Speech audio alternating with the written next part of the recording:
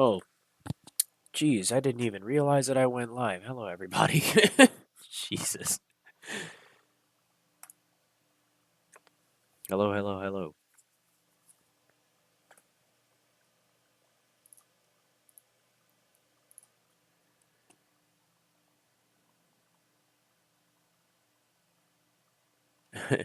Hey, Soothsayer. Glad that you made it into the stream early. We're looking at a few side plays today, but first I um, need to go over the main plays. So we had some excellent news coming out on Progenity. I'm going to go over that here today, but we're still in this range-bound consolidation phase. We have a wedge that has now formed on this 15-minute chart, and that's looking very interesting. We have a slightly falling wedge. I need to change the colors on these supports. My chart is entirely too messy.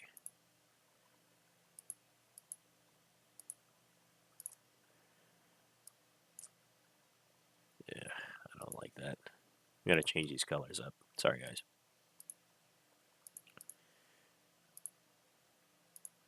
There we go. That's a little bit easier to see.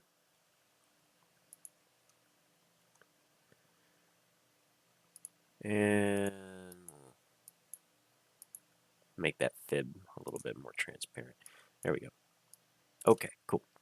So, Progenity. We are pretty late into our timeline here on the Fibonacci timeline. The history on PROG's technicals is that it tends to have 1 to 2 pops in the middle of its timeline, starting at the beginning of these moves here. So we have 2 pops here, 2 pops here, starting in the beginning and then late, and then 1 pop, well, 2 pops here early. And we had some interesting moves early in this timeline, and then it fell down and then squeezed real big during the gamma ramp in mid-November. And we've since fallen pretty seriously. Now, if you've looked at all these timelines, there's a common slope. The first one was the most severe. This was a big dilution event. And then these ones have been more tapered, but each time the OBV slopes very shallowly as compared to the price action. The price action's really steep, but the OBV stays high. That shallow move in the OBV has become more and more obvious the further out in these timelines we've gone. This one is the most obvious. We've now retraced in price down to back where we were all the way back here at this previous peak. We are sitting below this resistance here and just above this support line. So we're extremely underpriced right now, and if you look at the OBV at this point, we were sitting at roughly 390.5 million shares on balance. Today, we are sitting at, on the hourly chart, 897 million. So there's a very obvious divergence in the OBV, which is extremely bullish when the OBV is plateauing and moving up above the share price. If it's diverging from if the OBV is up while the price is down, that's bullish OBV divergence. So that shows us that there is a lot of share accumulation that's taking place during these low range-bound price phases. So right now, if you notice, I've also drawn a new megaphone because we've hit our lowest low on this entire play. We haven't really hit a low like this since the beginning. So the next leg up, the next move is, if it continues to follow its previous trends, the next move is likely to be extremely powerful. So what we're looking for is for the price to start moving up closer towards this $4 range. We're looking for that move to come sometime here near Christmas, but it's likely not going to. It's not likely to really make its big moves until next year in January. So just full disclosure, I do have a lot of calls that are expiring in January. I've set my positions pretty modestly around $3 and $4 for mid January on the monthly expiration date. So that's January 21st, I believe. That's just my play. I'm not telling anybody else that that's the play that you should be making. You obviously need to do whatever's right for you. But if you don't play options, this is an excellent price to be buying shares for Progenity because this is the lowest that it's been in over 2 months. Now, as I look at the chart here on the short term, we are in a falling wedge in this consolidation phase. We'll make this a lot bigger so it's easier to see. We have these range bound moves and we've broken through this support back in the 1st of December after we fell from grace, and we hit our lowest point at $2.13. This is where we formed this new megaphone that I created here. Now we're bouncing back and forth between these. We've got some inverted. We got this inverted cup and handle, which honestly is pretty ugly looking. And now we're testing this new support. So we're waiting to see what happens here. But if we continue to consolidate, then we're likely to move back above this $2.40 range support here. So we broke through it briefly. We're currently testing that support. And if we rise back above it, then we continue consolidation until either we break through this wedge or we form a new one.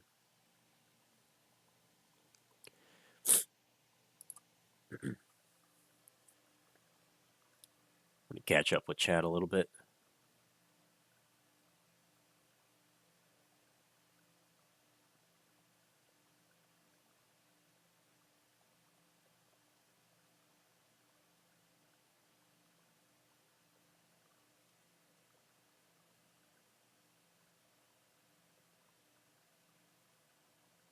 Our $4 calls for 1217 done. I would be getting out of $4 calls. Honestly, it was time to get out of the $4 calls last week. I'm sorry if you missed that on stream, but yeah, I got rid of any calls that still had any value last week, just because we've been in consolidation now, and it's just too early. Everything I've rolled out to January that I could. I do have some calls for December, but it's only because I couldn't get out of them, and now I can't sell them. They're worthless now. So that's not really anybody's fault in particular here. It's just unfortunate the price moves so far, so fast, and the volatility crush, the IV crush, took out so much value from options. So anybody that was holding options through late November got smashed, myself included. So um, honestly, everybody was expecting a bounce here. Nobody was expecting us to cross on the moving average. So it's pretty unfortunate. But if you're holding shares, then you're still in good shape. This is an excellent point to be buying shares because this is accumulation that's happening right now. And actually, if you look on a Wyckoff pattern, this is something that everybody else can do. Um, but take a look at a Wyckoff accumulation chart, and you'll see these. You'll see that the Wyckoff chart shows a large move to the upside followed by a long fall. This is preliminary support that we've found back here. This would be either we are in phase D, which is late and preparing for a large move to the upside, or we're starting a new Wyckoff accumulation pattern in phase A. If we assume the worst case scenario, then we'd be in phase A, which is the beginning. And if that's the case, then Wyckoff chart says that we're coming down here, we found a brief area of support here. This is preliminary support. So that would be the high to test. So that would be $3. And then this would be what we'd call the selling climax. So this is the worst point in the chart for a Wyckoff accumulation. This is when the price hits its lowest point, and it goes into consolidation for a significant period of time. Now, we've been in it for going on a few months now, and if you look on a Wyckoff chart, this long fall would be the entirety of phase A, which culminates in the selling climax, and then we perform a automatic bounce, or an automatic what's the term? It's not a retrace, but I'm forgetting my terms. But it's basically an automatic bounce, and it hits a high, which which comes up to the preliminary support, hits its resistance, and then falls again, and then it goes into consolidation, and then we'll see this wedge forming over time. I don't think that the wedge is through, but this is just where it's currently drawn at. And then what ultimately comes after that is, after we've had a few of these U's and long dips, we hit another low point which approaches but does not touch the selling climax. Usually, we would call that the spring. So if we approach one more time this selling climax and bounce off of it, that would be the spring entering into a phase D. So that's kind of what we're waiting to see. We're waiting to see a bounce and a new test of support, followed by a leg up. And between the selling climax and the spring are the two lowest points where faith is most tested in a Wyckoff accumulation for those who are trying to identify one but aren't actually part of the institution that's creating it. Note it's just something to observe that Wyckoff accumulations aren't a strategy. It's the result of a strategy being played out in the market, and it's just simply a chart pattern that's been observed many, many, many times over in trading. And people will see Wyckoff patterns all the time and not realize it, but that's what wedges tend to be. These falling bullish wedges tend to be part of Wyckoff accumulations. So right now we're at our low point, and we are waiting to see a test of our lowest low. If we touch, I'd say 220 today, which we may, it may be today. It's Wednesday, so we're approaching options expiration. Tensions are a little bit high here in the Progeny community. I know that people are a little bit pissed, but we've got some excellent catalysts that we get to talk about now. Let me go ahead and pull up my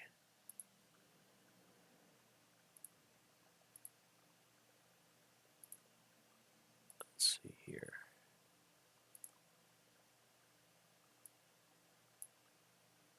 See, I've got my unusual whale flow up here. Sorry, you guys can't see what I'm showing just yet.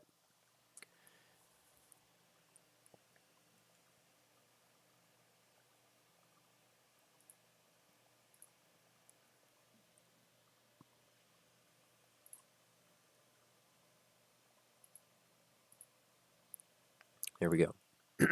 All right. So we've got some Progeny flow to show here, and we've had some bearish flow over the last several days, but the put-call ratio has still been extremely bullish. A smaller number on a put-call ratio, anything below 0.5, is bullish. That's because it's puts divided by calls, and it's based purely off of the open interest. So the lower this number is, the better it is for bull case. More calls on the chain than puts. But what we're looking for, since we're looking at whale flow, we want to see what the recent direction is that people are either buying or selling in. Let me adjust my ranges here. Let's go ahead and look at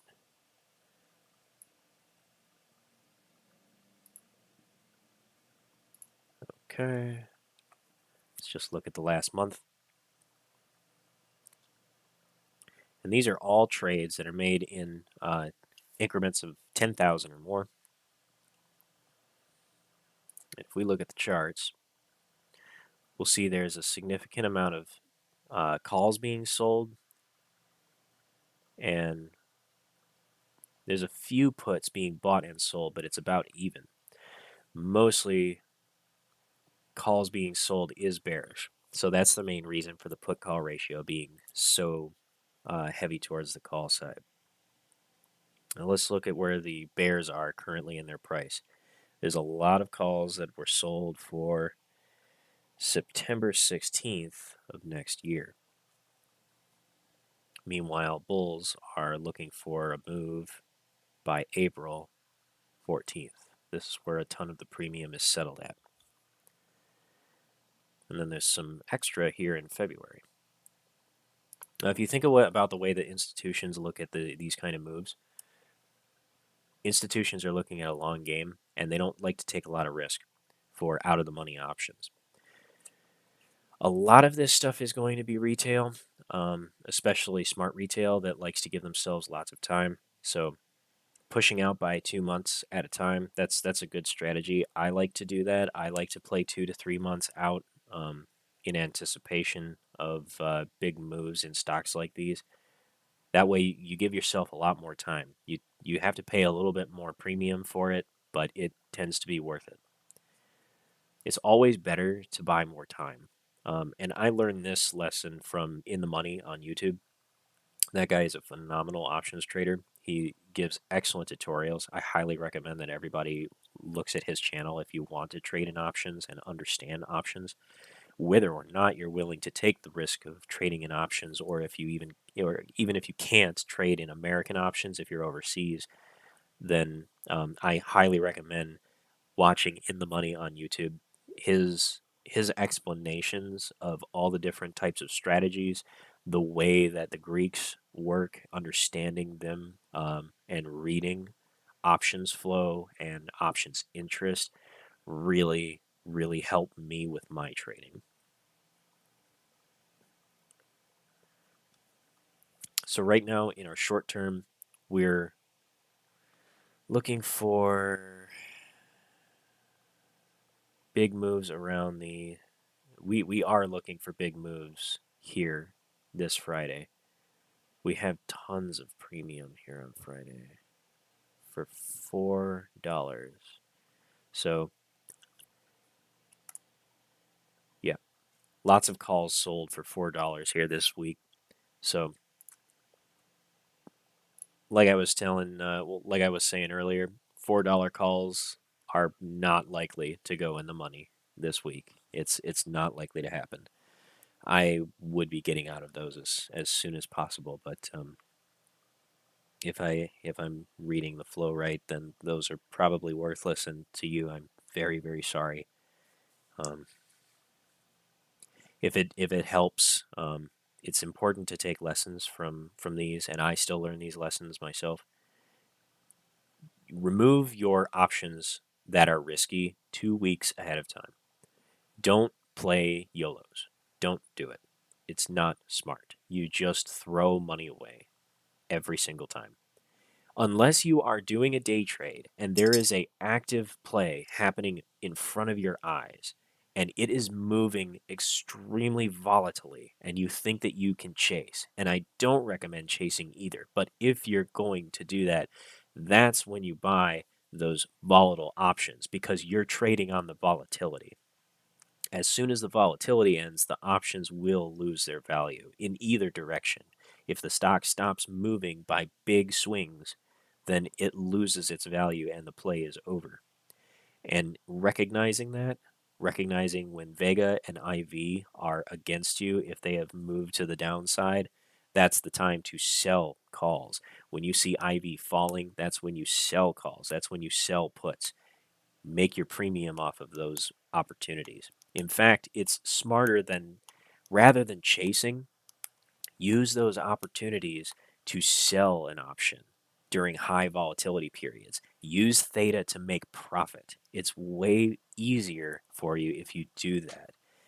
Selling a call during high IV, you're much more likely to make a profit because you don't care about the expiration. You're just caring about making that premium, and then as soon as there's a swing that's in your favor, as soon as the volatility moves in a way that crushes the volatility value of that option, you can buy to close it. And then you don't have to worry about expiration. And the closer you are to the strike price, the cheaper it is in that moment.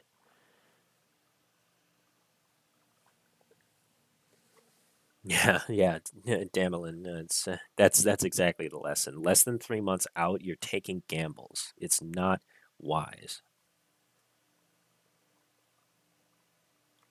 Nah, Damelin, you are not the worst options trader. I'll tell you, I am the worst options trader. I turned $4,000 into $500,000 when AMC squeezed in June, and I watched all that money burn. I didn't sell a thing. That was the worst options trade of my career. It was both the best and the worst because I made stupid life changing money, and then just I just let it burn. And I can't believe to this day that I did that. I regret that deeply. But you learn from these things. And you know what? Don't go chasing the next high like that because you just end up making more mistakes later on doing that exact same thing. As soon as you make a play like that and you realize that you've screwed up, look at that. I stopped myself from cursing. I must be doing pretty decent at this whole YouTube thing. Anyway, as soon as you make a huge mistake like that, it's time to walk away for a little while. Because I'll tell you what ends up happening. You put yourself into a self deprecating headspace and you just end up making more mistakes. I am not the only person who has fallen victim to this. I think that just about every trader has had their bad day in the market, and if they don't walk away immediately to cool off and to just accept the loss and to go through their own grieving process and reach acceptance and then come back with a fresh start and a clear head, that's when you truly make your worst mistakes. And then you just end up burning capital that you could have been using on good plays. Remember that there's always opportunities in the market. Doesn't matter what direction the market's moving, there's always an opportunity.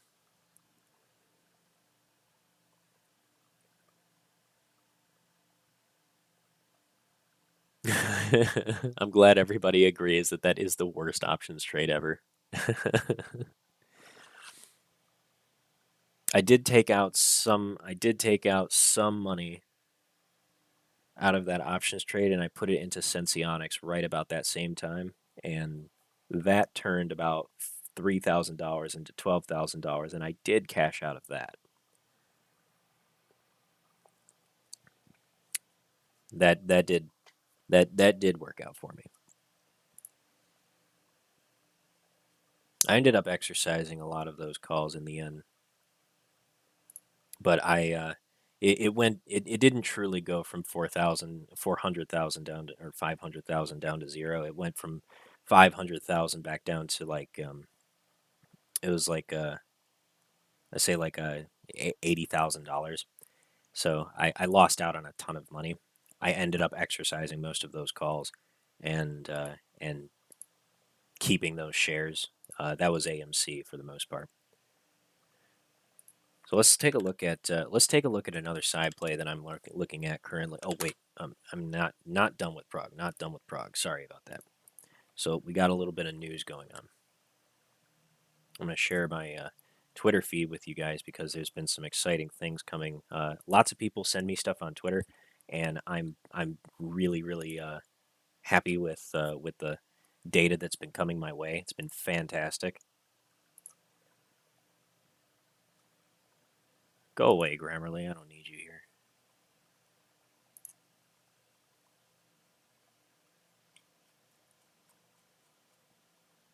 Yes, this was it. Wolf of Stonk Street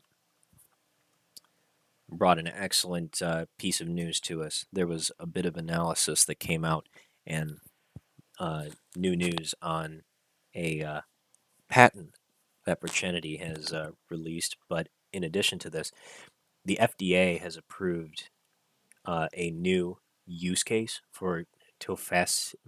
God, I hate saying this drug, tofacitinib. Tofacitinib. This is the drug that Pfizer uses for. It's called Xeljanz is the brand name, but it's usually a drug used for treating ulcerative colitis and Crohn's disease and other autoimmune inflammatory diseases. Um, and it has a lot of use cases, but this one in particular is for the use of suppressing the immune response in ankylosing spondylitis. If you've never heard of this disease, I gotta say, it's terrifying. This disease causes uh, people's bones are extremely brittle.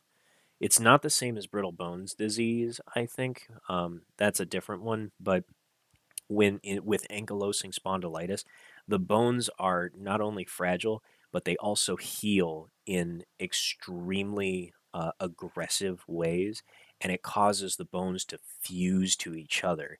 And look up about the bent man or the crooked man, and you'll find cases of ankylosing spondylitis where people are literally like bent over because their spine has fused and forced their bodies to contort in extremely awful ways. So this disease is extremely terrible. Um, People have to have like surgeries where their bones are actually broken and replaced surgically into their correct positions. So having a treatment for suppressing the immune response in forcing in what causes that bone fusion to take place is, and this has been looked for a long time. It's not a particularly common disease, but it is a genetic disease that this implies bigger things about the drug in particular, and more specifically how it relates to Progenity, and the fact that Progenity has access to the technology that Pfizer desires in order to administer it orally through the OBDS, or the oral biotherapeutics delivery system.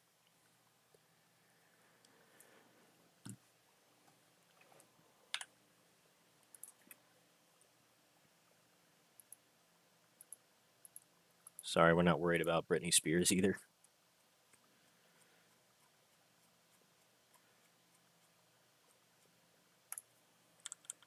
I have I have no order to my streams whatsoever, by the way. I'm not sure if anybody could tell that. Yes, here we go. This is the news that truly excited me.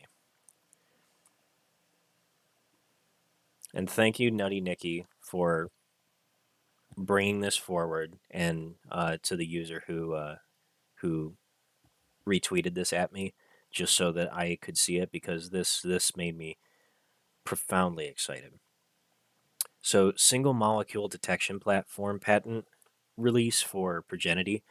Um, in It's a really fancy way of saying that they have better methods for uh, for detecting extremely small molecules um, in nucleic acids, or DNA. Progenity has been in biotherapeutics for a significant period of time, and biotherapeutics, if you don't know, is the process of basically reprogramming cells in order to deliver treatments to people. This one in particular is for basically reading the molecules that form our DNA. And Progenity has been releasing patent after patent after patent after patent on different methods for finding, detecting, identifying these single molecules as a part of our DNA and nucleic acid structures. And while I am absolutely not even remotely close to an expert in this, I am as infantile in my understanding of this entire field as an actual infant. But I do know that because Progenity is focused on biotherapeutics, and the fact that their drug system is targeting the possibility of being able to treat autoimmune diseases, which are fundamentally related to our DNA and errors that occur in our DNA, which cause these autoimmune diseases to take hold in our bodies, that this is a monumentally important patent for them. And eventually, what I suspect is Progenity will be using these patented methodologies for detecting and identifying single molecules in nucleic acid in order to treat more and more diseases and be a part of the research process for firms like AbbVie, Pfizer, Eli Lilly, and others. And being able to apply biotherapeutics to treating diseases that arise out of errors in our DNA is going to be life changing for the field of medicine. Long term, this will take time, but Progenity is absolutely going to change the face of medicine. Let's see. Looks like I've missed some. Sorry, Discord. Let me come back through here. Looks like I've missed quite a few. Missed quite a few messages here. Pfizer has a conference meeting this Friday. Yes, I did hear about that. I do not know if there will be a mention of Progenity. If somebody has a link to that, please send that to me. I don't have that in front of me, and it's going to be a little bit difficult for me to just go scrolling through my Twitter feed to find it. Is there anyone sitting behind these algorithms that actually know where they are, the creators? That's an excellent question. I've wondered this myself. A lot of these algorithms, as I understand it, are created by a team of quantitative analysts.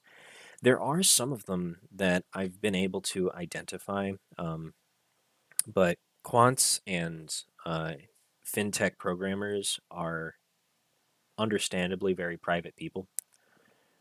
But you will find that just about every single one of them are doctors and masters of computer science, business administration, mathematics. These are incredibly intelligent people. Um, you might even be able to find some of their work on GitHub.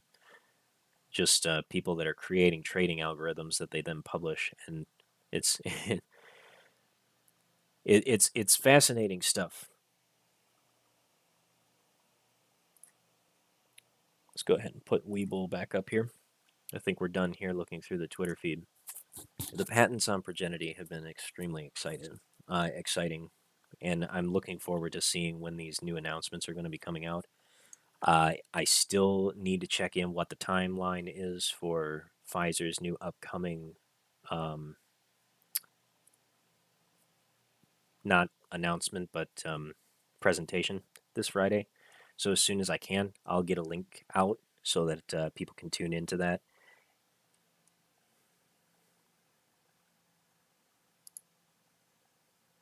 Telling yourself the play is over is one of the hardest things to learn as a trader.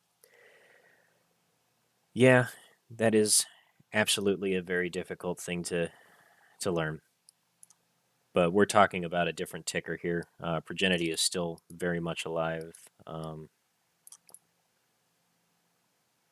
Okay, you're talking about a different ticker.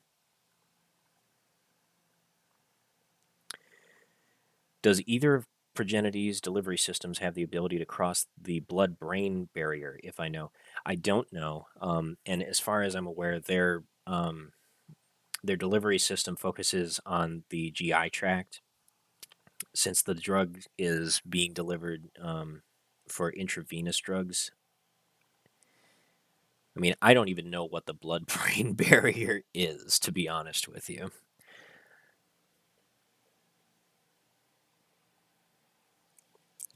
I think I need to get some biomedical engineers here on this stream to talk with this and talk about this stuff with me.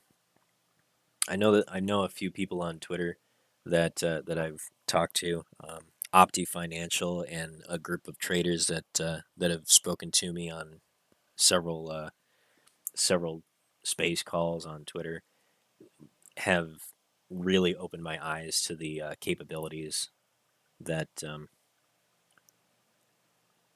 have really opened my eyes to the capabilities of what Progenity's biopharmaceutical or biotherapeutics platform can truly do. Holy cow, ABCT.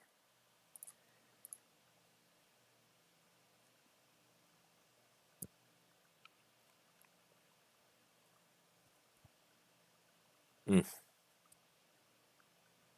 I do wish that I had jumped in on this one. ABCT. I was torn between ABCT and ARDX, and I chose the wrong one. ARDX was a sad, sad, sad mess. But I'm sure that now that my calls are worthless, it's going to bounce right after they expire. Let's look at another play that was called out to me. This one I'm actually looking forward to. ALZN. This one is just a technical trade. I don't really know anything about the company. This play was brought to me by a member of our Discord, Avi Trading, and thank you so much, Avi Trading, for bringing this to my attention. ALZN is it had a very large volatility pop, and Avi pointed out to me that the OBV diverged as soon as it fell on its ass. So it came down from $3.16. It's now fallen. It touched support at a low of $2.34, and now we are starting to see a bounce. And looky there on the 15-minute chart, the MACD is about ready to cross. So this is one that I really need to go get some calls in. So excuse me while I go and grab some ALZN calls.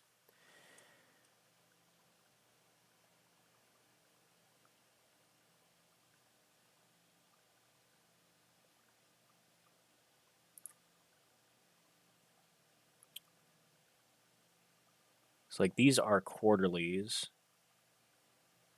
I might just buy shares, actually. I may just buy shares in this. I'm trying to get in the habit of playing less with calls and using more shares to my advantage so that I can hold for long term and not risk as much capital. And also I can use my margin.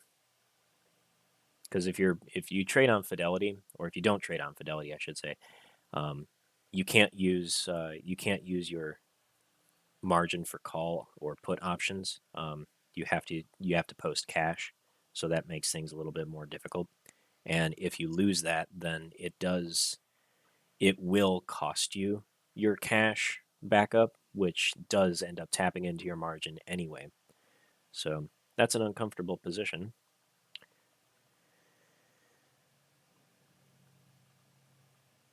I'm going to go ahead and set a limit.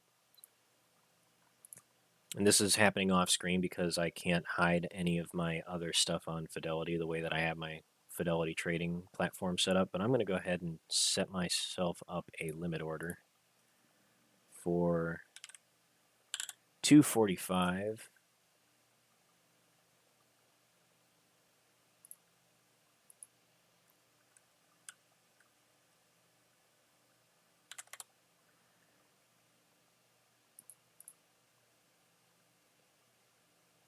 And I'll buy 100. I'll buy 100 of those shares.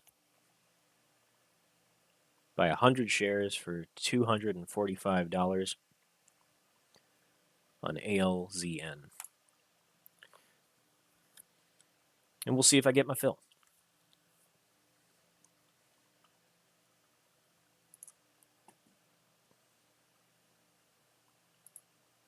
So I'm gonna go ahead and mark myself a position down here at 245.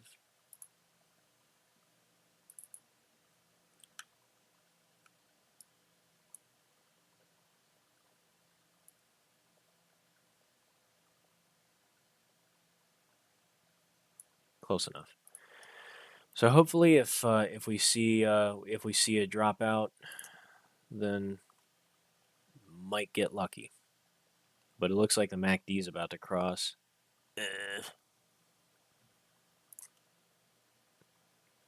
FOMO's kicking in. FOMO's kicking in for me hard now. Why do I do this to myself? Ooh, the order book just blew up on this one. Oh, the buys are filling up quickly. All right. Yep, FOMO's kicking in hard. All right, I'm just going to buy a market order. MACD's about to cross. My entry should have been 15 minutes ago.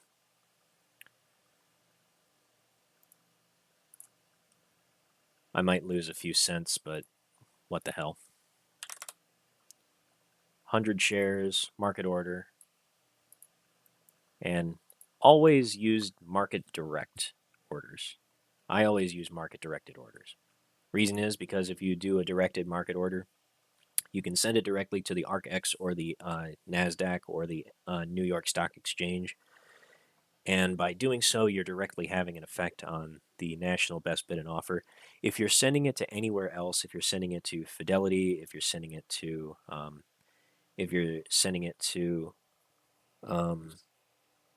oh, what's that other exchange? I'm trying to remember, Memex, or basically any non-lit exchange, you're surrendering your order to a market maker who will then route the order on your behalf and get you a fill, and they will fill you at a good price, but you are making market makers much more money, and you do end up losing money on the order flow in the end because they're going to give you a fill based on the wideness of the spread. And the thing is that the width of the spread, which you can see over here on the order book side, right now the spread is 1 cent wide. So that's actually quite a wide spread. The market maker is going to make a half a penny profit on every single share that you buy. And you're not actually going to get the best price possible. What'll end up happening is the market maker profits off of your order because they can go to the dark pool, or they can go to one of their internalizers or one of their partners, and they can say, "Hey, we need a supply of shares. We need to buy 100 million shares for $2.50," and then they fill all these orders selling them for $2.60, $2.70, $2.80, and then they just use shorting to drive the price back down, buy those shares back, and sell it back to their provider. So all you end up doing is just fueling market makers' pockets, which they of course will end up using to do things like kill these options. So ultimately, you could do what you want to do, but if you're part of the ape movement and you're trying to understand more about market mechanics, it always, I will tell you, this is absolutely 100% important. It's critical information for you to know so that you can make an informed decision. But allowing your orders to be automatically routed by your broker, they're probably going to go to a market maker. It's probably going to go to one of their internalizers, and it is probably going to result in a worse price for you, and it gives them liquidity to move the price against other retail traders. Market makers make the most money when the price doesn't move at all or if it moves in a direction that benefits their hedge funds. And market makers, especially Citadel, use their hedge funds to hedge against all of their other bets because Citadel, as a market maker, i.e., Citadel Securities, must take the other side of all bets. They must take the opposite side of all trades, and that's how they make their money. They make money on the spread. But the hedge fund makes money by trading directionally, and they will choose the direction that they ultimately think is the correct one. Whatever they think that the stock is going to end up doing, that's where they're going to place their money, and that's the direction they're going to bet on. Now, I obviously can't speak to this for any certainty, but I think that Citadel Securities can't help but keep blabbing to their partners at Citadel about what's going on their books. If anybody thinks that hedge funds and market makers do not collude, you are deluding yourself.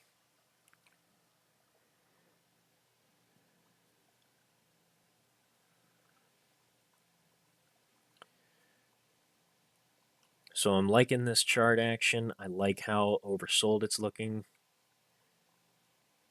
RSI is currently high on a short time frame, so maybe I didn't get a good fill, but maybe I did. Who knows what's going to happen? This is a pretty deep valley, big dip, and the volume's pretty low. These volume pops, I like this. I like what this is doing here, and I like that the moving average is still climbing up higher and higher above the long-term 200 moving average. That's what this little gold slope here is. This pink one is the 50-day moving average.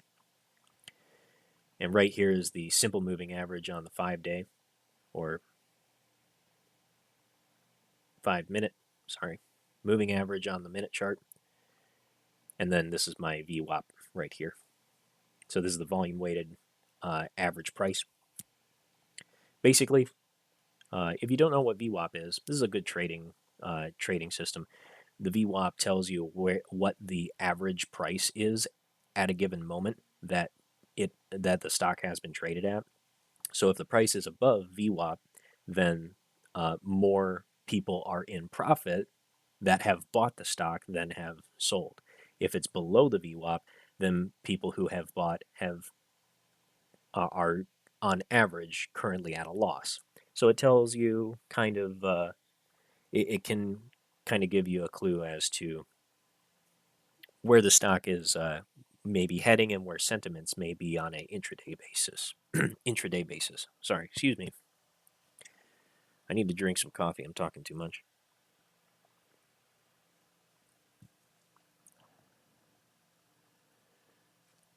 Let me catch up with chat here. I'm sorry. I'm still learning how to pay attention and keep up and read fast. Any thoughts on PROG so far? Any new insight you might want to share? When was this sent? I did share quite a bit of insight on Progenity not too long ago.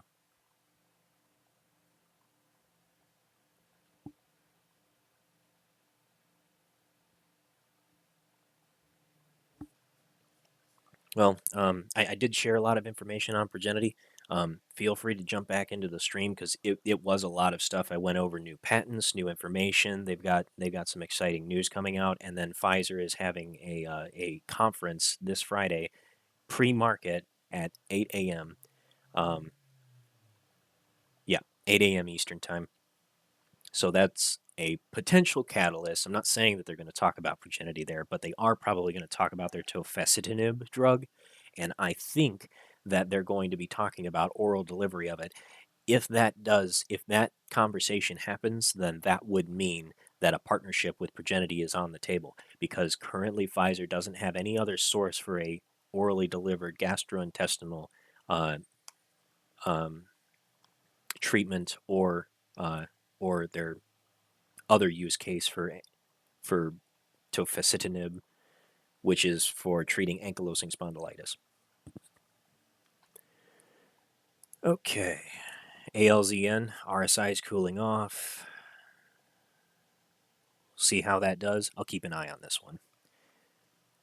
Thank you again, Avi Trading, for calling this one out to me directly. This is a very good one. I got a good feeling about this one. I'm liking what I'm seeing in the order book. Nice big buy wall here. Lots of buyers here on the table, and heavily oversold. VWAP is below the moving average, and I'm expecting this is a big area of supply. So I am really excited to see what this price does here after this big volume pop. So we shall see.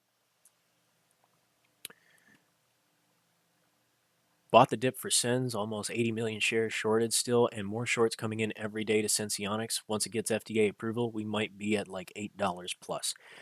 Kong, thank you for bringing that up. I've been watching Senseonics get shorted repeatedly, and it's been frustrating. They are still in the running. They still have their partnerships, which means that oh God, I've forgotten the name of who their partner is. I'll have to pull this up here.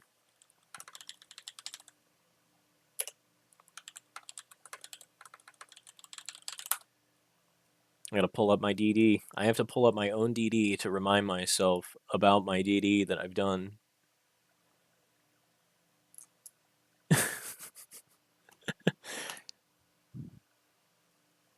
Have you ever had to go and read your own Reddit post to educate yourself on your own stock play?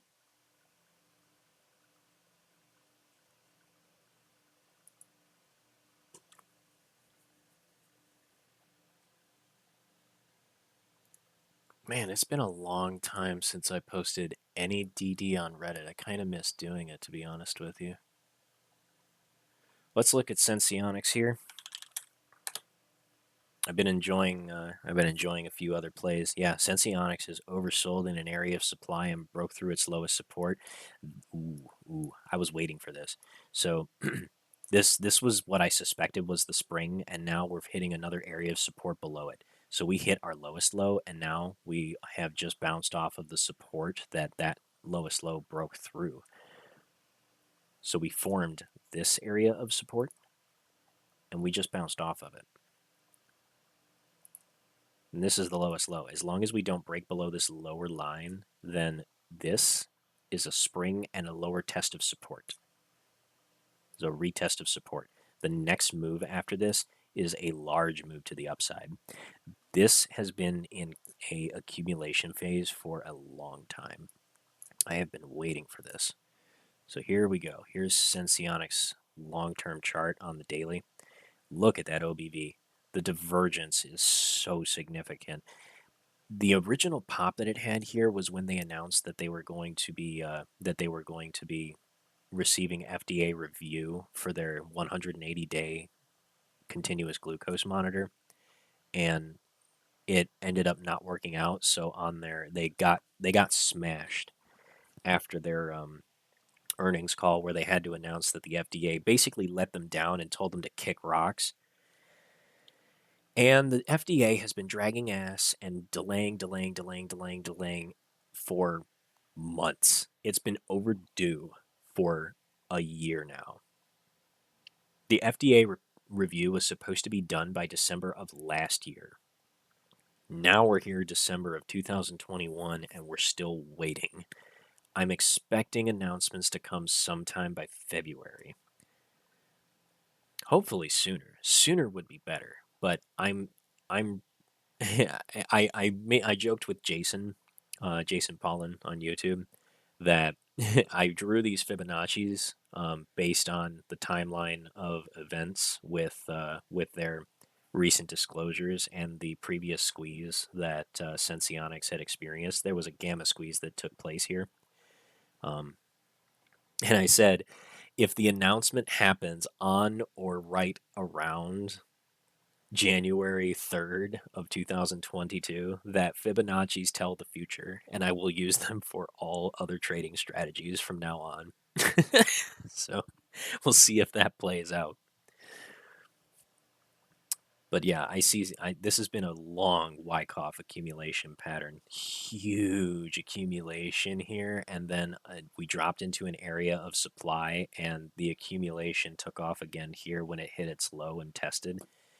And this wedge formed. This was, yeah, this whole formation here is just a long Wyckoff accumulation that's happened over the course of the past year. So now is where I'm expecting the spring.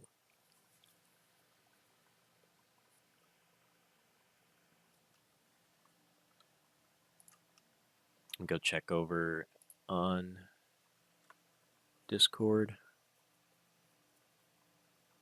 Could I take a look at TGLS? I can take a look at that one. Ortex updated the FTDs. I have not taken a look yet. I'll look at that a little bit afterwards. Thank you for reminding me to check the Ortex. ARDX. ARDX is not doing well. This was a day trade that collapsed on me. It was supposed to make its pop, but it's just kept falling and consolidating. So I'm leaving this one alone. This one might play out more on the long term, but it broke down below this. It broke below this wedge, so I'm expecting range bound consolidation for the next couple of weeks, maybe, and then you might see a move up. to the upside. So if you have calls for late January, then you're probably okay. Um, but I was just in this for a day trade and it didn't work out for me, so I'm gonna stay out of this one. If somebody wants to send me some fundamental DD on ARDX, I don't know anything about Ardelyx. I don't know anything about this company, and I am interested in fundamentals.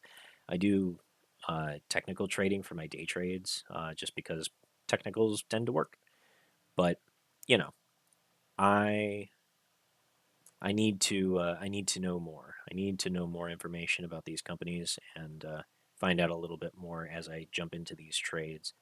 Because if it's a long term hold, I'd rather be buying shares than day trading calls. Honestly, calls are just as nice as the exposure and the leverage is when you're right. It sucks when you're wrong, and I've been losing a lot of money in this bear market. It's just been really frustrating because nothing's moving, and I'm sure everybody shares my frustration with that.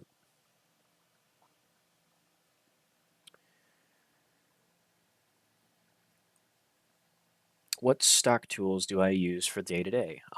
That's an excellent question. I use Webull for my charting. I'm thinking about switching over to TradingView. The reason is because we're now adding a analyst team, and I'm spoiling a little bit of information that I'm sure all the mods are going to be like, no, don't do it yet, but I'm going to do it anyway. Um, I'm going to have it so that the analysts are able to work on my charts for me and help me with the charting so that we're all able to start forming plays together. And what we can do is the analyst will help me with a lot of DD. I am just one guy, and it's really hard for me to keep up with everything. If we can consolidate all of the information and the knowledge that we get on these stock plays, then what we'll be able to do is I can get snippets of fundamental analyses on specific types of tickers, and the analysts are also able to form technical charts and start drawing out charts on my behalf or drawing on charts that I've already written so that we can keep them up to date and then make those charts public for other people to go and look at. The idea is that we want to make all this information available for absolutely everybody. People who are in this Discord, um, I'm so grateful for your support. Um, I really, really enjoy the Discord community, and I hope more people will join and become a part of this thing. But ultimately, our goal is to help retail at large. And yes, the Discord has access to some excellent tools, analytics, bots, and things like that. And we are going to continue building more as we make this community bigger. But our end goal is to arm retail with information that is necessary to fight for the rights and the financial futures for average retail traders and people who are just looking for a fair chance trading in the stock market, which it's never been fair. It's never been right. It's never been equal, and it never will be equal because there's always going to be things like insider trading. There's always going to be fraud and corruption. There's always going to be somebody that finds some new way to shice someone out of their hard-earned cash. But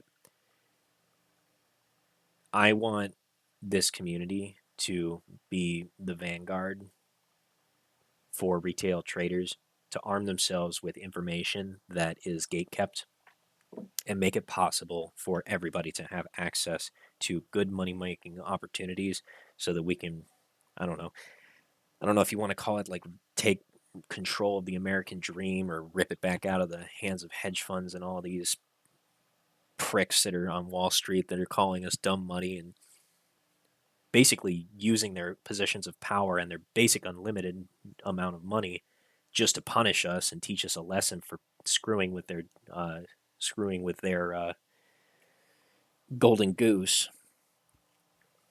Basically, they just used retail like a we're like, how do I explain?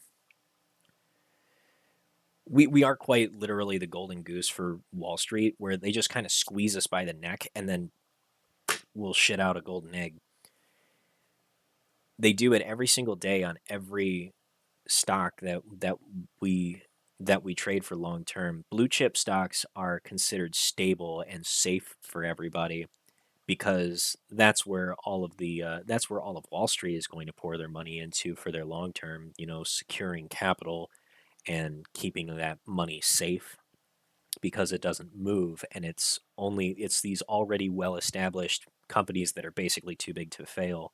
So as far as they're concerned, the money is safe there. But on these smaller plays where retail is looking at them going like, I can afford this, I can buy a share of this, and I can, this is something that I can at least try.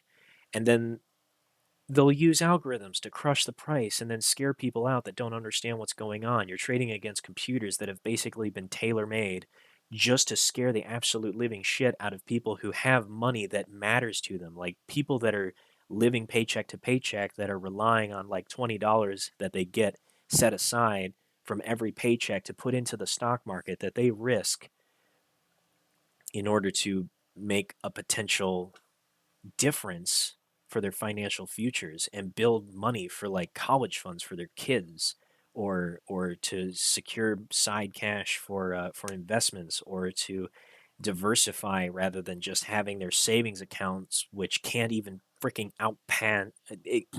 Our savings accounts don't even outpace inflation.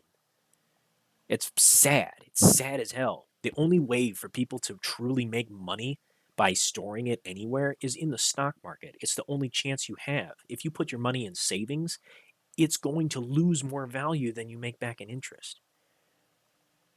Banks are designed to take money from average people and funnel it into huge institutions where they can control it and use it to make more money. And it's bullshit. They use retail like we're like a society of sponges, and then they just throw us all underneath a steamroller whenever they feel like they need a little extra cash for their parties. It pisses me off so bad. All right. Ended up on a long on True Demons rants. Thank you, Deli.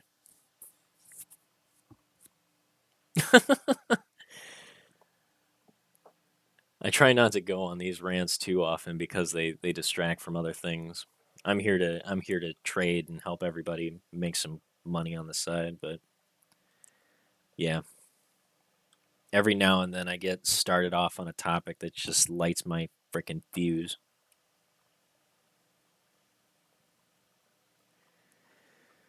Ugh.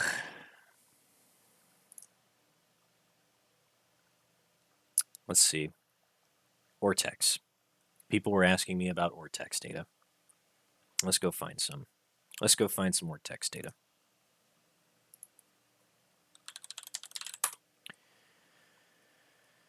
Alrighty. So I had a few requests for Ortex data on ARDX. There was another one.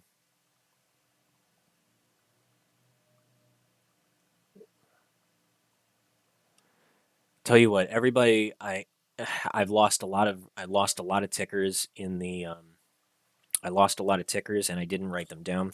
Do me a favor, go ahead and repost your tickers. I'll write them down real quick and I'll go at them one at a time. Just throw them up in chat.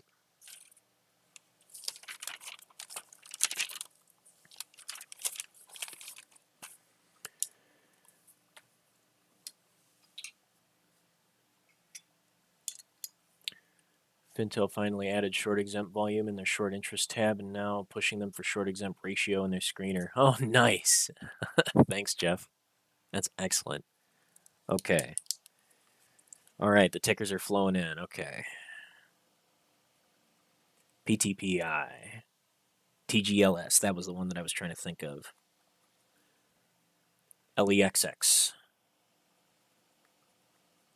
BBIG. GREE. Fuckery. I'm sorry, but no, I refuse. I refuse to look at greed. I apologize.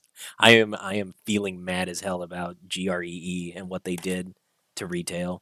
They pulled the rug out, millions of dollars lost, slaughtered retail investors, and took all of our money. I want to see every single member of that executive board stand trial for capital crimes against the financial industry. Grand larceny of the highest order. As far as I'm concerned, every single executive that works for Greenidge can go get fucked.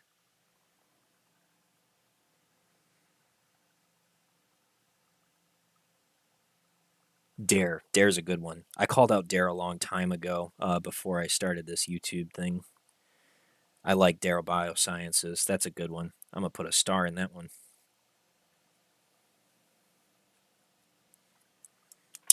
They're creating new forms of birth control and contraceptives for women, and also I think they're breaching into the realm of biotherapeutics as well. I'm really excited about that. That's a field that's not very well researched, so I like what Dare Biosciences is doing. CRTX on Ortex. Okay. Oh boy, we got a lot of these. Lucid, LCID, I know that ticker, and Tesla. All right, that's a lot for me to go through. So, all right, okay. Eventually, eventually, I'm going to make it so that analysts are able to draw these charts for everybody so that we can start looking at technicals and data, and they'll be able to put this stuff up on TradingView so that everybody can get access to up-to-date information. But at the moment, I have to figure out how the hell I'm even going to pay for that because TradingView is expensive, and I have a lot of capital tied up, and I got some debts to pay. So unfortunately, I don't have much cash available to go and do that. I can't just go buy any more subscriptions. I'm already paying way more money than I should be for all my analytics tools, and the market's killing me. So unfortunately, I'm not going to be able to do that very soon. So give me some time, but we'll get there. We will get there. And I want to say this before it even comes up as a question. Um, I don't want I don't want people to just throw money at me out of sympathy or anything like that. Okay, I've already dealt through the initial onslaught of people telling me that I'm just doing that. I jumped into YouTube just for the cash, and like that's pretty laughable, honestly, because YouTube doesn't pay people very much. They honestly they really don't.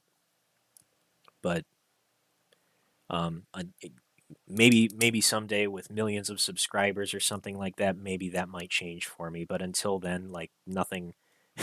there's there's no way that this is going to create life changing money for me unless millions of people are subscribing and throwing ridiculous uh, like clicking every single ad that comes up on screen.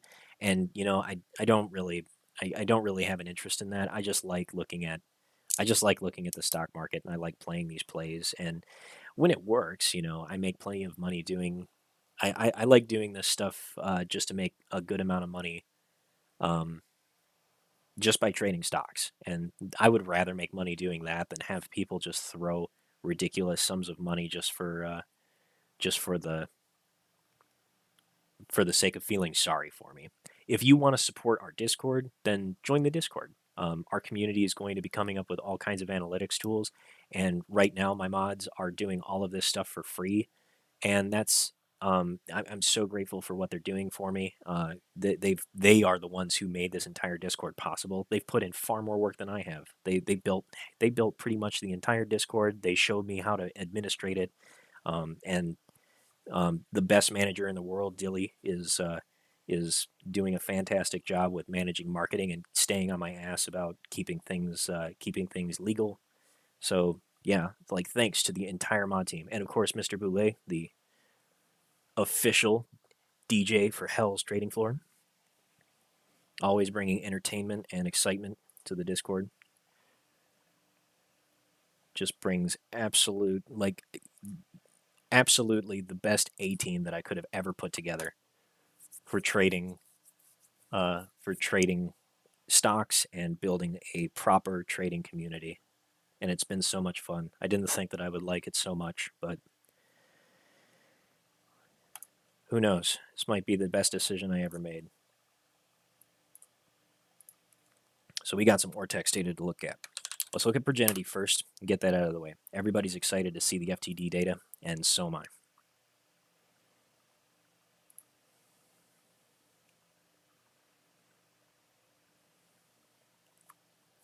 Okay.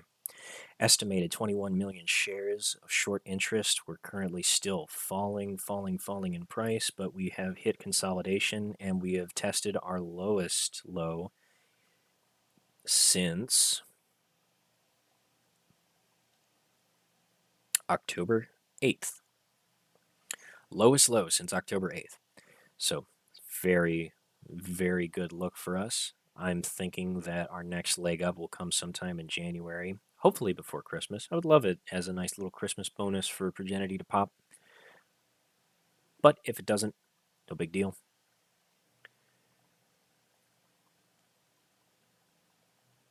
Let's go ahead and look at these failures to deliver. Failures to deliver have tapered off a little bit. We do see this trend in a couple of other stocks. If I were to pull up AMC,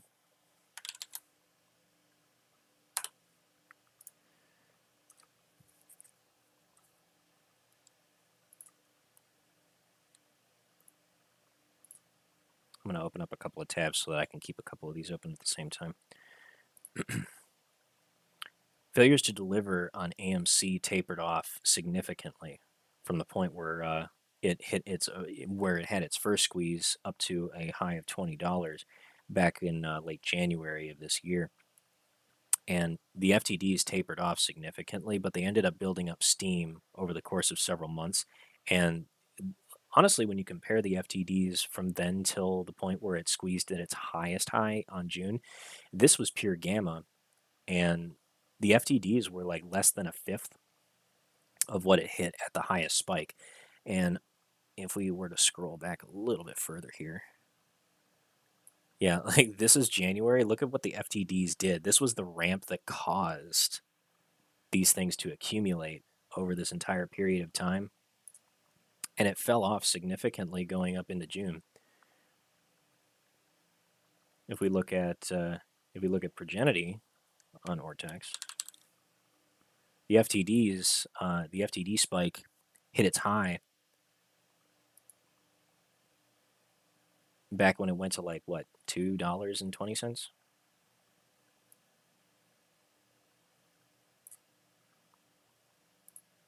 Yep.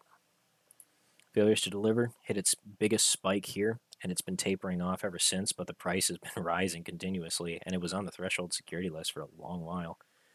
So right above this level, part of what actually helped them get off the threshold list was the fact that we diluted. The threshold security list is interesting. It's based entirely off of how much shares fail to deliver based on a ratio of 0.5% of the outstanding shares, I believe it is. Not sure if it's float or outstanding. I think it's outstanding. But if the failures to deliver are greater than 5% of whichever of those two figures, that's what, and it stays that high for more than 5 days, that's what causes it to go on the threshold security list, and it goes on retroactively starting on the day.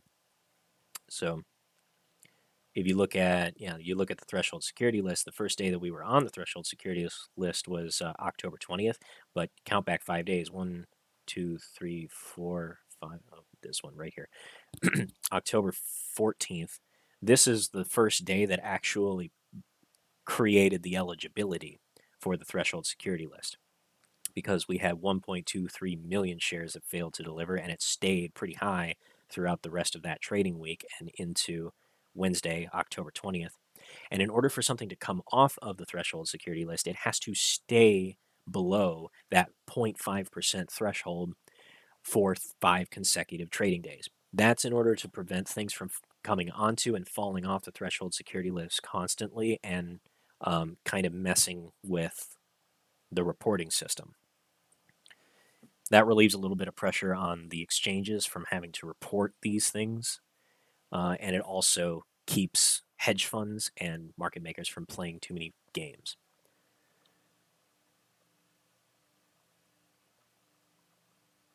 This is the way. What are you doing? What is this? I just saw this. Dude, thank you so much. I don't know what currency that is. I think that's is that Sweden's currency? I have no idea what this is in American, but thank you so much. This dude just throwing super chats back to back. Thank you.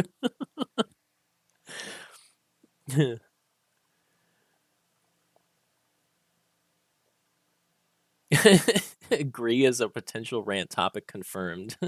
Thank you for noticing. Yes, if you bring up Gree to me, I'm probably going to just kick you out of the. I'm just going to kick you out of chat out of spite. You can come back though, but I'll just kick you out for a little while just because it makes me that mad. Nothing personal. BLIN has OBV divergence. I'm up to about 20 tickers that I got to look at now, so I'm going to try to get to these. And thank you so much for bringing these to my attention. I'll do the best that I can to get through these before I have to bail. Let me go ahead and double check my calendar, make sure that I don't have any upcoming meetings or obligations. Today's supposed to be a bit of a free day. My client canceled on me, so yeah, I should have a free afternoon. Excellent. Okay. Yeah, for those who don't know and are watching, I do have a day job as a penetration tester and an information security consultant. Basically, I'm a hacker, so I do have to do work regularly. And normally, I would be coding something right now, or working on some kind of an exploit, or trying to refine some malware. I don't know, like whatever I feel like doing on a slow day. But right now, I feel like doing this.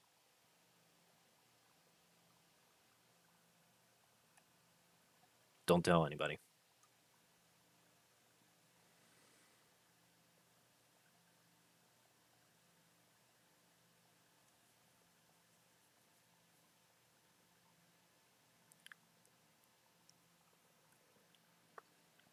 Halfway to trading view for a month.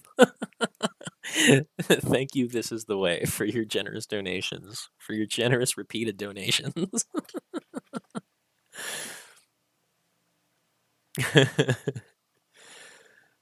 Killing me, man.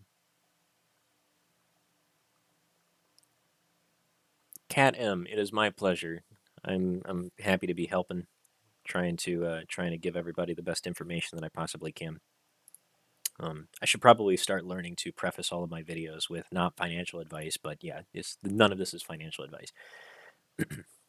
But thank you so much. If the information that I give you helps, then I'm so happy that I was able to help you.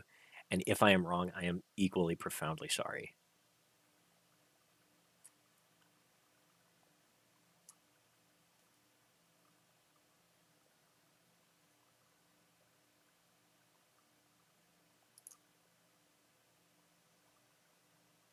Man, we got 210 viewers looking at this right now. Thank you guys so much for joining in. If you haven't done it yet, please hit the like button so that we can get a few more people in here that can join in on the community, join in on the shenanigans and the fun, gain a little bit more information and knowledge. Really, really helps us out. Ooh.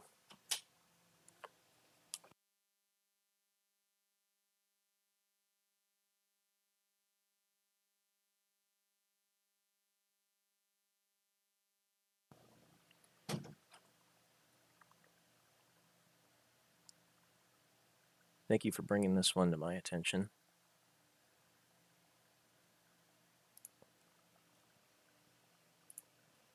So this was posted in our Discord. This is what we're looking at for Progenity. Thank you very much for Ben E for bringing this up here. This is a Wyckoff accumulation schematic, and this is Progenity's chart. Anybody notice any similarities? So if this does end up playing out, then what we're about to look at here is that we are about to come to the close of phase C, and this would be the spring. So this right here, this is your, well, this is your spring, and then this is the lower test. So the exit is when you finally have the breakout.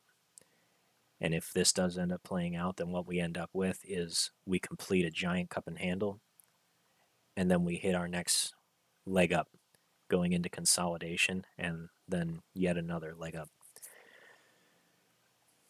So this may take time to develop, but this is a very, very close chart. It's very, very close to what we've been seeing. It's funny that we've been range bound like this for so long, but this is on the long term, and yeah, this would be a much longer Wyckoff accumulation chart. Thank you very much, Ben Emerson. Really appreciate this one.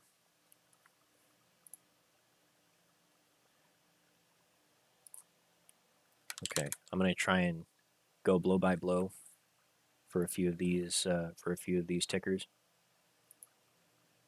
and go as fast as I can, and then I gotta take a break.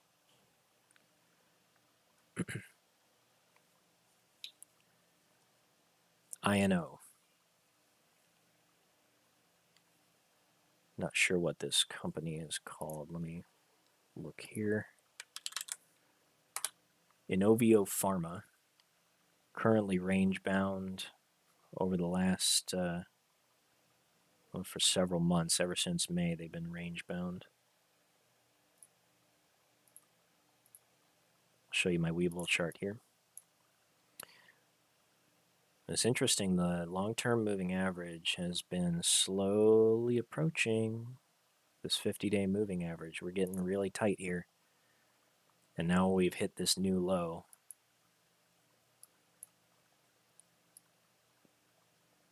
Looks like long accumulation.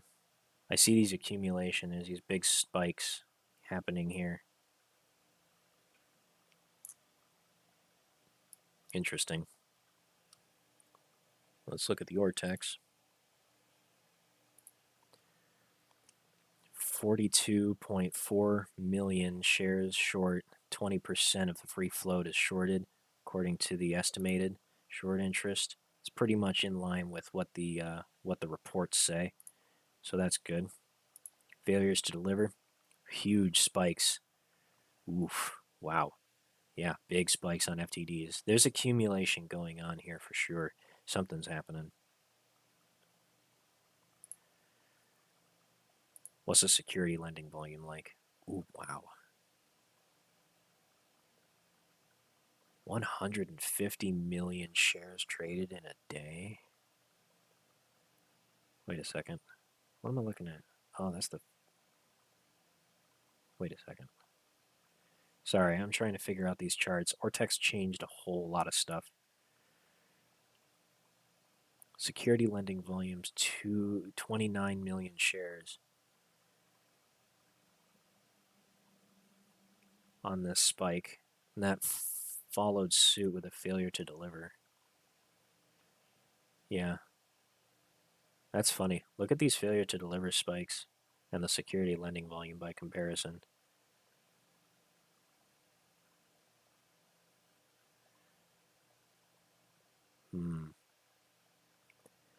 Well, currently the stock is in an area of supply right now.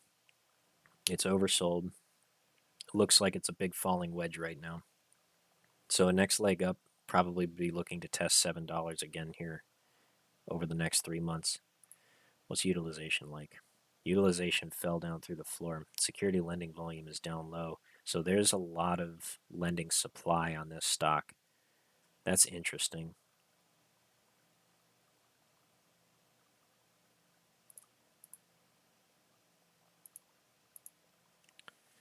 Average age on these shares shorted.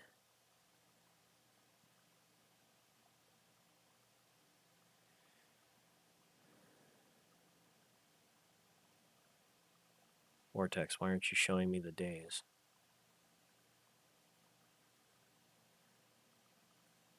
$84.9 days on loan on average. That's a long time. So a lot of these shorts have been in here since $9, and they haven't gotten out yet. Interesting. That's very interesting. So most of the shorts on average have been in since early September.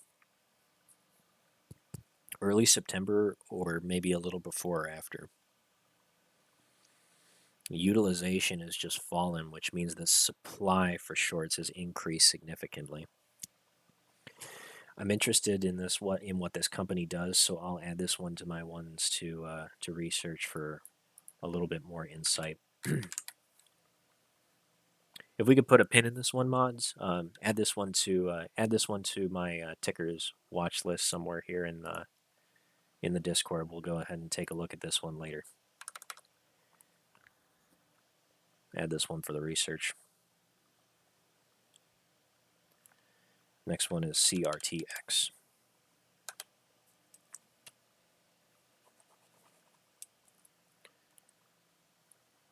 CRTX, way overshorted. This is definitely an area of supply. Progenity did this exact same thing early on before it hit its pop. This is a good buying time. There's obvious accumulation here. 30 million in volume in the selling direction. So somebody collapsed the price. Somebody with big money collapsed the price. Exchange short interest. Yep. Yeah, shorts crushed this in October. Wow. I don't know what's going on with this one.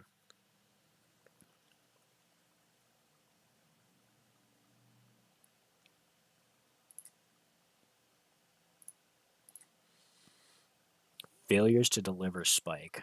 Wow. That's ridiculous. 1 million.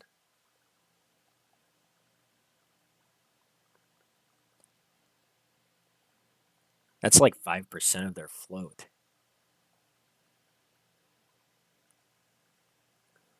41%. Their float's got to be like 20 million shares. This is a low float stock. This is a viable squeeze candidate. This is very viable.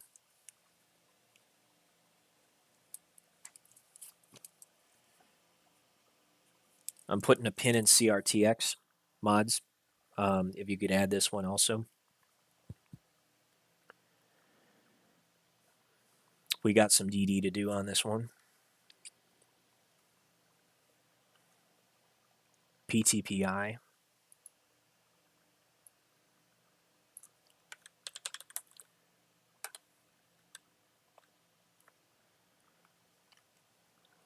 A lot of pharma plays, I'm noticing. Lots of pharma plays. PTPI is looking a lot like PROG did after it did its first few legs up. Big volatility, big swings. This one hit lower lows though.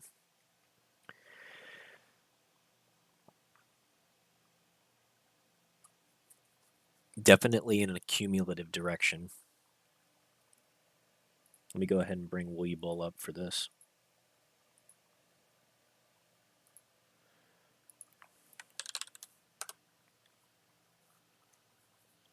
Yep, OBV diverging big time. Okay. I want to double check INO as well. Let me look at the daily. OBV diverging big time. Oh, wow, what a plateau. Ooh, this has been in consolidation for a long time. Holy cow. Yeah, that's a diverging OBV. That's ridiculous. OBV at its high point.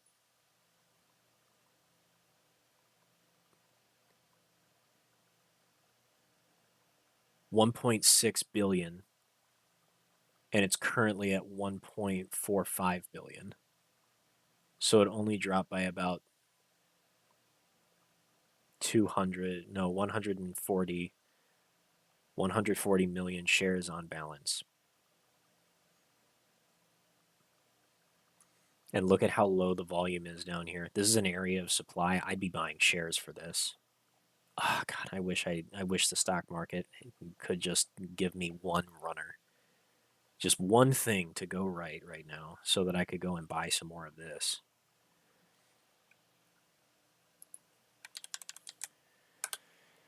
CRTX.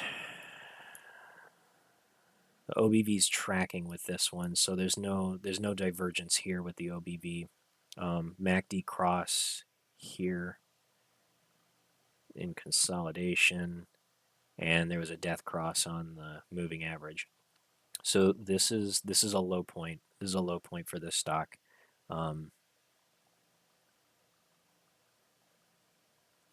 Yeah, this one distributed. So this is in a distribution pattern. That's the opposite of accumulation. So CRTX may take time. I'd be patient with this one, but it's a viable squeeze candidate. So this one is definitely going in our Discord watch list. Let's go look at TGLS. Oh, sorry, PTPI. Go back to this one really quickly. OBV is diverging, but it's still early. Moving average is ready to make a golden cross right now. So if the price continues to hover above 270, 280 for the rest of the month, really, then we might see a golden cross here and the possible next leg up. If we go to challenge $3.40, then look for it to retest 450 and then 520. These are the new supports here.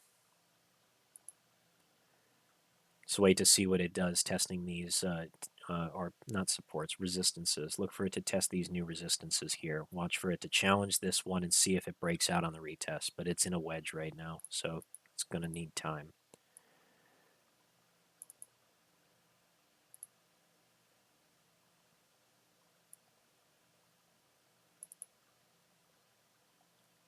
Looks like mid-January.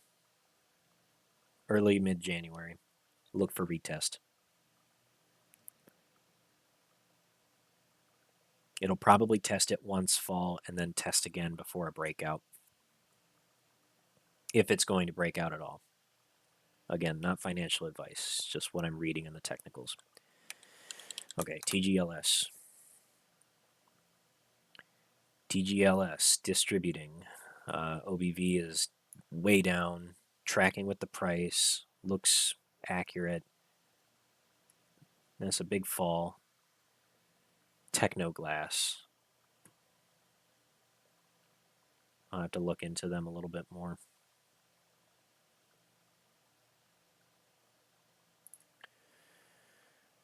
Let's see here. I think I'm going to run out of time before I'll have to take a break.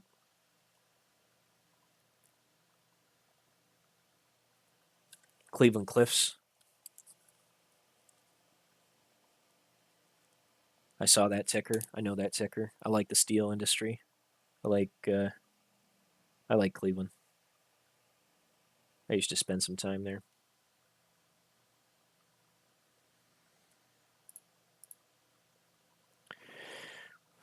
Wow. Ooh, another low float stock. 27% shorted over free float. Float is about 16 to 17 million shares, I'm roughly estimating.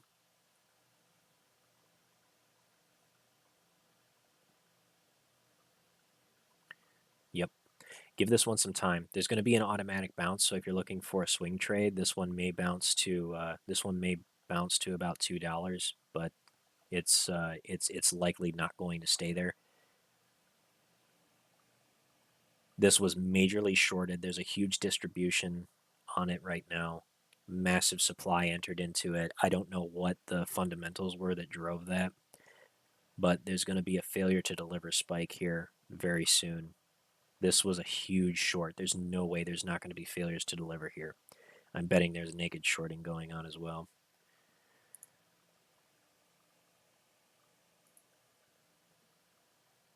So look for an automatic bounce to... Oh, sorry. Ortex was lying to me. 22. It looks like it may have already hit its bounce. I don't think... It's hard to say. Yeah, it's already hit its bounce. It's touching resistance right now. If anything, for the short term, I might short this one or sell some covered calls if you have shares. This would be one to sell covered calls on for a little while. I would go out the money. $25, maybe $28 if you wanted to be extra safe, and then just sell weekly calls to pick up some cash. That's a good way to pick up some premium and build yourself some steam. Okay. BBIG still in the falling wedge pattern. Consolidating, looking to break out here soon. It's going to be testing it before Christmas.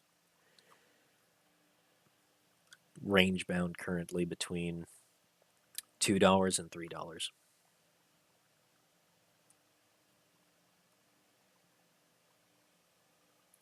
This is the last one I'm going to look at before I go and take a break, and I might come on again later, but I do need to make sure that I'm making some headway on a few other things.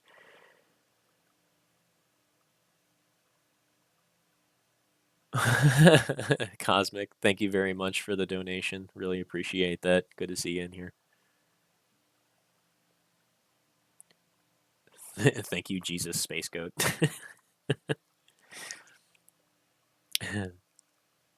Y'all are too kind. For real, thank you so much.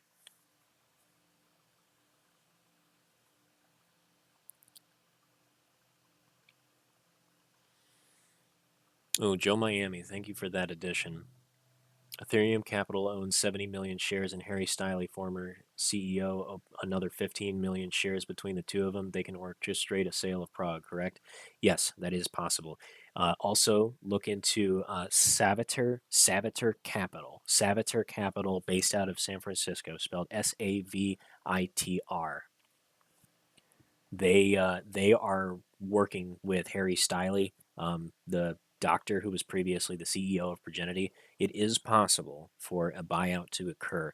Um, Saviter Capital recently made a large purchase of Progenity shares out of the market, and it is my suspicion that they are working with Dr. Stiley um, for something. I am not sure, but there is the potential for a buyout on the table. It can happen. It would be bullish for Progenity if they did get bought out, but on an ethical level, I don't want them to be bought out. Reason is because I think that Progenity can be much more long term profitable if they stand out on their own. Randall Cornett, thanks for coming in to drop in. Thank you so much. It's nice to see you, dude.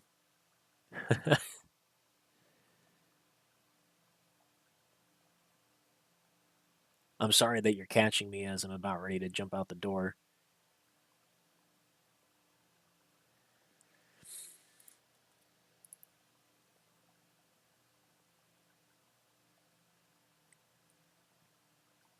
Utilization dropped and availability of shares grew for shorts. How shorts and Progenity returned almost 2 million, but utilization always stayed high. Um, that's a good question. The reason why utilization doesn't really move when there's that many shorts being traded back and forth, I suspect, is because there's a firm that is lending out shares privately for a negotiated cost to borrow fee. I think that it's a win win situation for Ethereum to lend out their shares to shorters. If they're not shorting directly, Ethereum can make a private deal with somebody to lend out at a lower cost to borrow free fee in order to drop the price, and then Ethereum can use that opportunity to buy more shares and accumulate. If there's any kind of wheeling and dealing going on in the back end with this, then I suspect that Saviter Capital has something to do with that.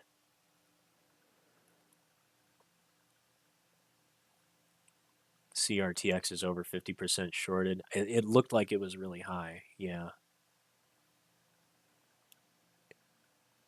HRTX. I'll write that one down, but I think that might be a typo. Somebody said HRTX.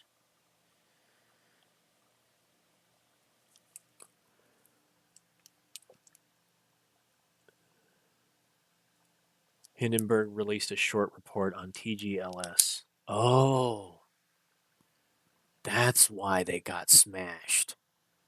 Hindenburg are some shisty motherfuckers. I do not like them. Any short report company I have problems with. I watch them very closely, and I feel, I gotta be honest. I think to myself, man, what I wouldn't give to just be a fly on the wall when they're getting ready to go and short some company. They come up with all kinds of bull crap things to talk about just to smash the confidence in a stock ticker. PTPI woke up. Looks like I'm missing something.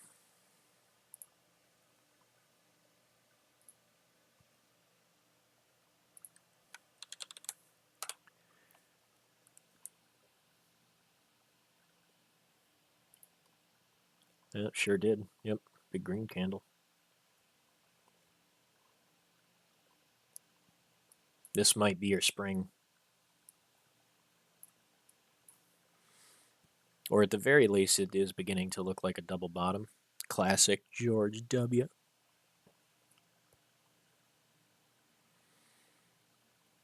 Need to see it turn around really quickly, though. If that 50-day moving average crosses below the 200-day, then you're looking at a death cross, and it may go and fall further.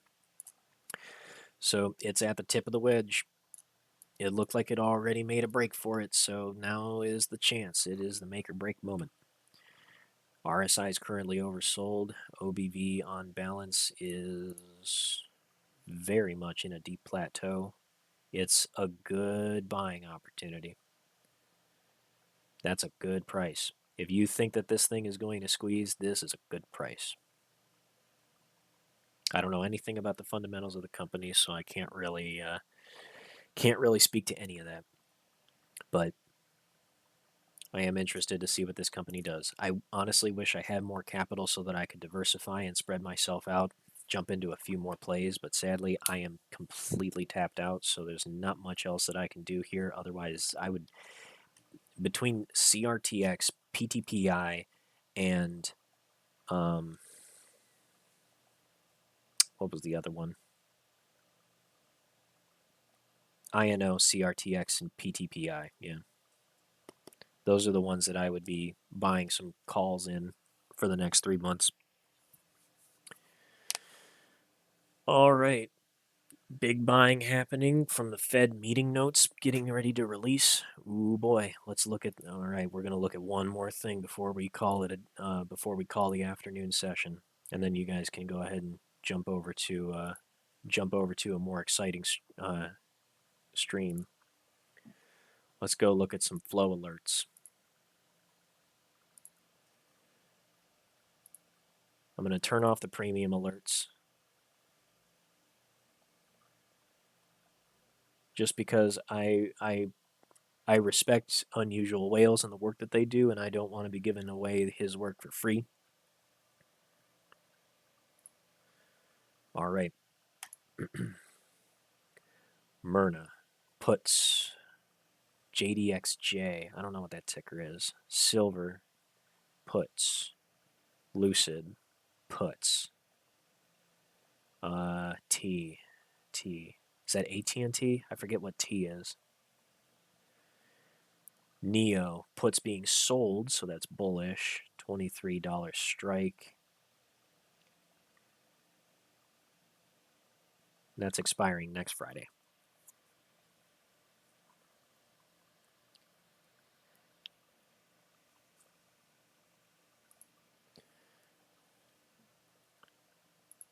Let's go look at what the flow is doing.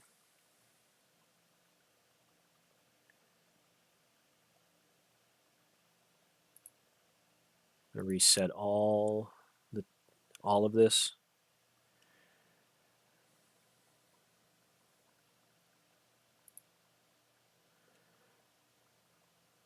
Overall flow is very bearish.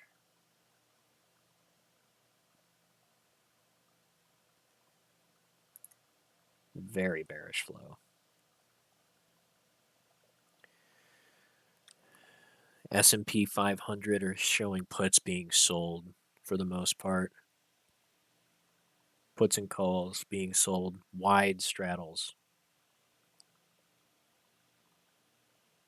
Or wide strangles. Sorry, strangle.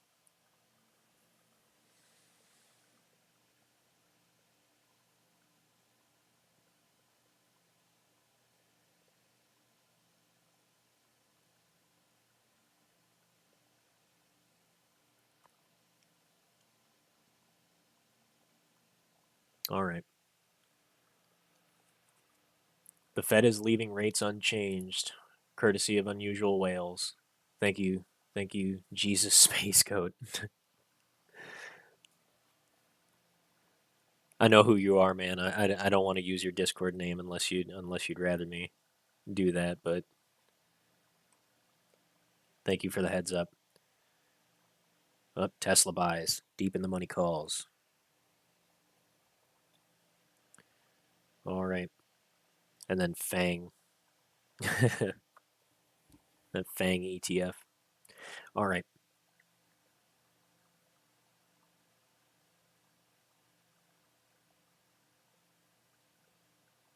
Volatility is increasing after the Fed speech. Thanks, Mr. Boulay. Thank you, everybody. Thank you for keeping me in the loop, feeding me the information. It's extremely helpful. Oh, yes, I need to do that. Cat, uh, throw me some spam messages so I know it's you in the YouTube chat so I can make you a mod so I can do that before I go. Thank you for reminding me.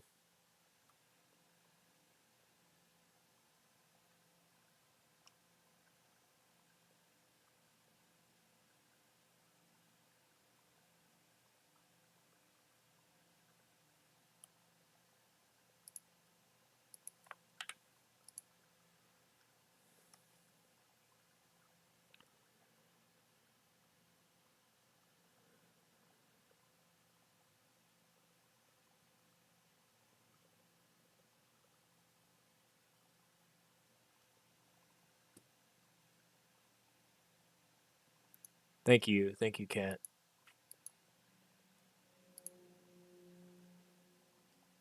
Let me know in the mod chat if that was really you or if I just gave moderator privileges to a lookalike.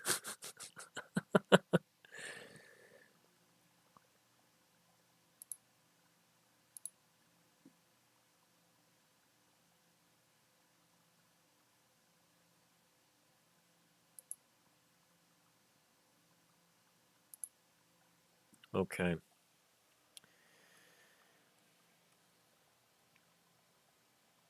All right.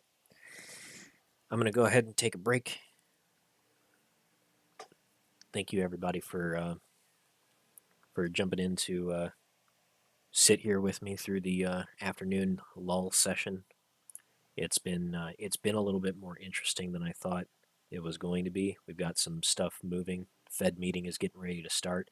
Remarks are being made. Calls and puts are being thrown back and forth.